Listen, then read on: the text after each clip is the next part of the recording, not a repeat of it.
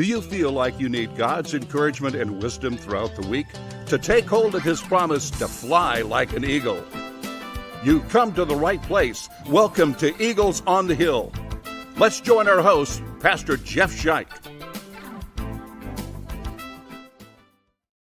Hey people, I am your host, Pastor Jeff Scheich. Thanks for joining us on this edition of the podcast. This is going to be kind of a different podcast. Well, I guess they're all different, one from another, but different in the sense that we're introducing a person to you today. And the reason for that is that our director of ministries here at Christ Lincoln in Lincoln, Nebraska, is recommending to our congregation that we extend a pastoral call to a guy named Pastor Joe Beran, who is currently a pastor in Santa Clarita, California, and recommended we extend a call to him to be the next campus pastor, community pastor at our Yankee Hill Campus of Christ Lincoln.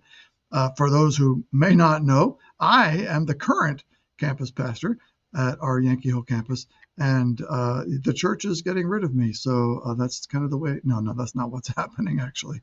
I'm retiring, and so at the end of this year, and so the congregation Pastor Michael is recommending to the congregation to call Pastor Joe Beran as our next campus pastor here at Yankee Hill. So I wanted to just talk through the process a little bit with you, and then also give you some ways to meet Pastor Joe Beran. All right. So first off, the process. I announced my retirement, I think a little more than a year ago, because we wanted to have a process here at Christ Lincoln that would be probably not typical for Lutheran Church Missouri Synod congregations. So our congregation is part of the Lutheran Church Missouri Synod. And the typical process for a Lutheran Church Missouri Synod, as there's a pastoral change, is that the pastor either, let's say in good circumstances, takes a call to another congregation or retires. And then there's a time of vacancy. And really, the congregation does not focus on the next pastor until the current pastor retires or takes the call. And once they say, if the congregation says farewell to the pastor and his family, and they go off to wherever they're going, then a circuit visitor, so a pastor who is part of the circuit, so we're divided into circuits in the Lutheran Church Missouri Synod. So for instance, we are part of the Lincoln North Circuit here at Christ Lincoln. The circuit visitor would come in, meet with some congregational leaders, and begin to help put together a call committee based on the congregation's constitution. So that call committee would then meet, go through a self-study process, would search for names, request names from congregation members of who might be the next pastor, as well as from our, in this case, Nebraska district, request names from President Richard Snow, who's the president of our Nebraska district, and compile all those names together.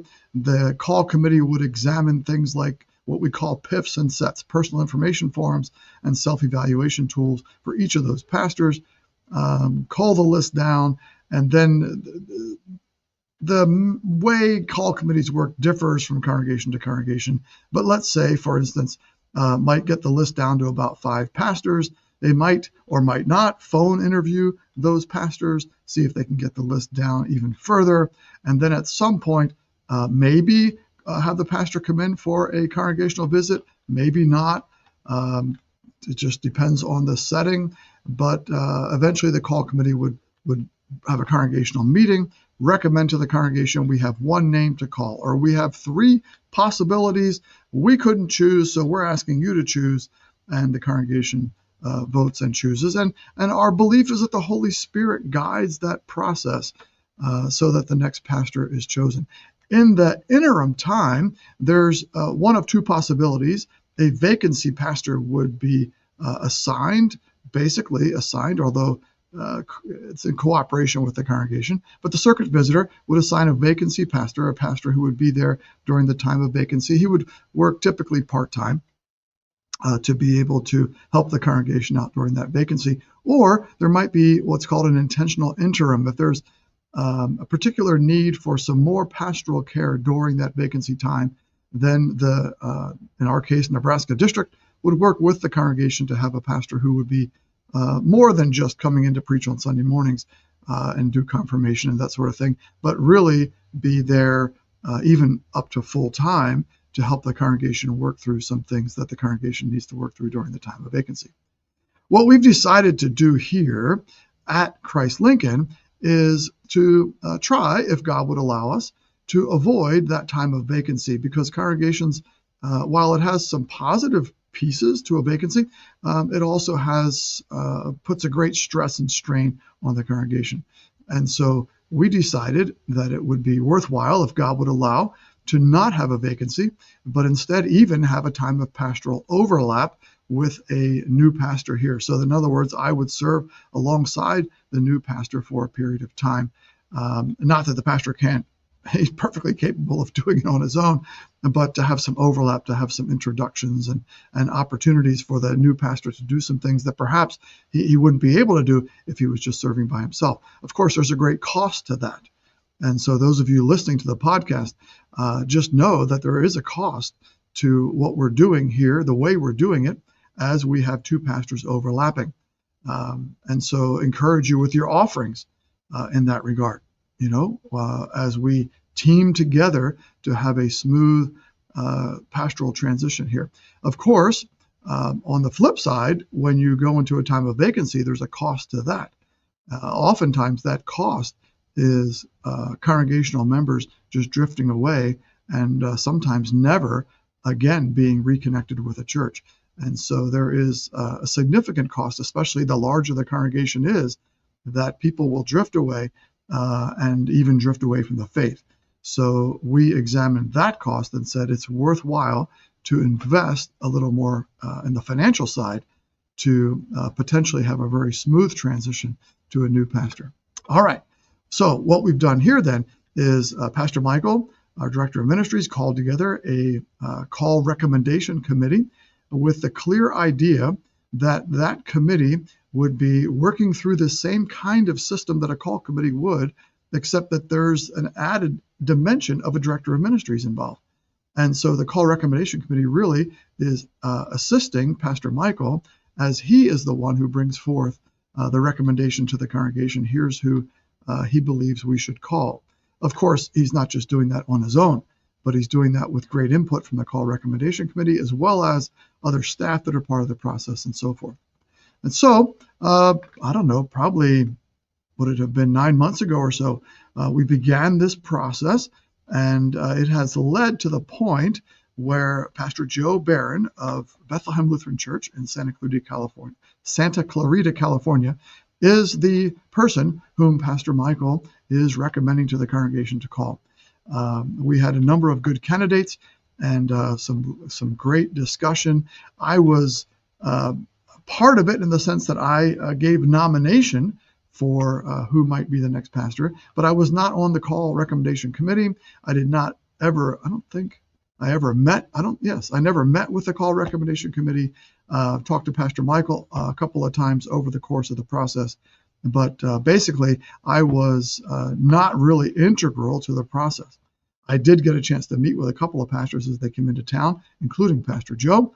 And as it turns out, I've known Pastor Joe for a long, long time because he grew up in our congregation, but I knew him as an elementary and middle and high school student.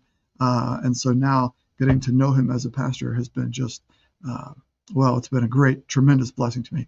So even though I was not integral to getting to the point where it was Pastor Joe is our person, just tangential, talking to Pastor Michael and stuff about that, I am very, very excited about the possibility of our congregation calling Pastor Joe to come and be the next campus pastor here at Yankee Hill. I am very excited about that possibility, and I believe that the people of Christ Lincoln, if this all works out and we extend a call to Pastor Joe and he accepts that call and comes here, I believe that you, the people of Christ Lincoln, will be incredibly blessed to have Pastor Joe as one of your pastors and as the campus pastor here at our Yankee Hill campus. I am very, I got to stop saying I'm very, very excited about this possibility. So there you have it. We were not able, due to scheduling, to bring Pastor Joe and his family, Sarah, his kids, Gus and Kyrie. We weren't able to bring them in prior to our call meeting that's going to take place on May the 15th, Thursday evening at 6:30 here at our Yankee Hill campus. We weren't able to bring them in to meet the whole congregation. I feel bad. I feel very bad about that.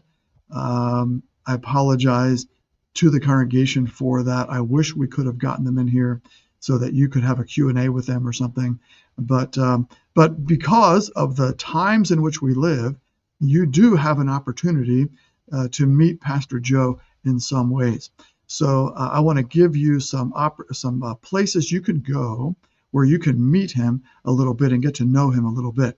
All right. So, and I think what I'll do is I'll put these in the description of both the YouTube and the Spotify and other audio versions of this podcast, and also put them in the comments and that kind of thing to make sure that you can click on these links. If you're listening on an audio-only version, Spotify or Apple or whatever you're listening on, make sure you, if you can't find the links there, go to the YouTube version of this podcast. Just go to Eagles on the Hill, search for Eagles on the Hill on YouTube, and then you'll see the links there.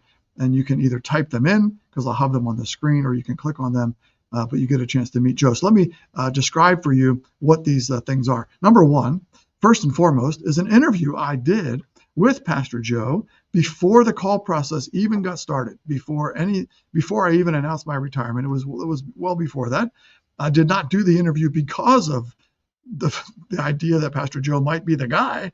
I did the interview with Pastor Joe because I knew him from when he grew up here at Christ, and also because he has a great book, The Ends of the LCMS, and because he's becoming a leader in our church body. And so even though he's very young, I think he's been a pastor 7 years or 8 years, something like that, but he is fast becoming a leader in our church body. So I did an interview with him about the book that he wrote and so forth. And then also at the end of the interview, about the books that his wife Sarah has written. I think she's up to about 20 or 21 books at this point that Sarah has written. So she's quite the woman, and a great pastor's wife as well. So anyway, you can watch that interview on YouTube, and I have the link there on the screen.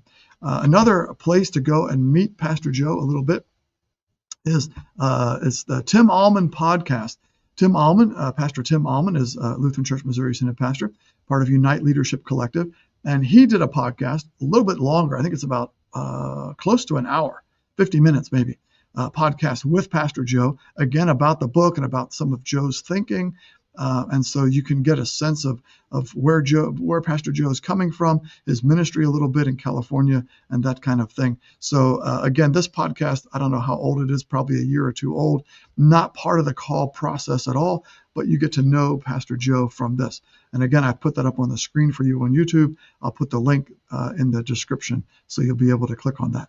Another place to get to know Pastor Joe, this is, of course, different since pre-COVID.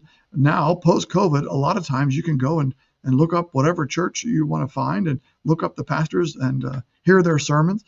Sermons aren't always the best way to evaluate a pastor, although I think in Pastor Joe's case they are.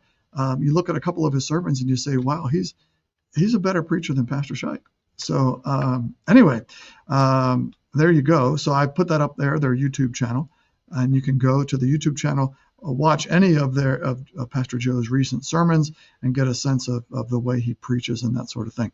So anyway, another possible way to get to know him a little bit.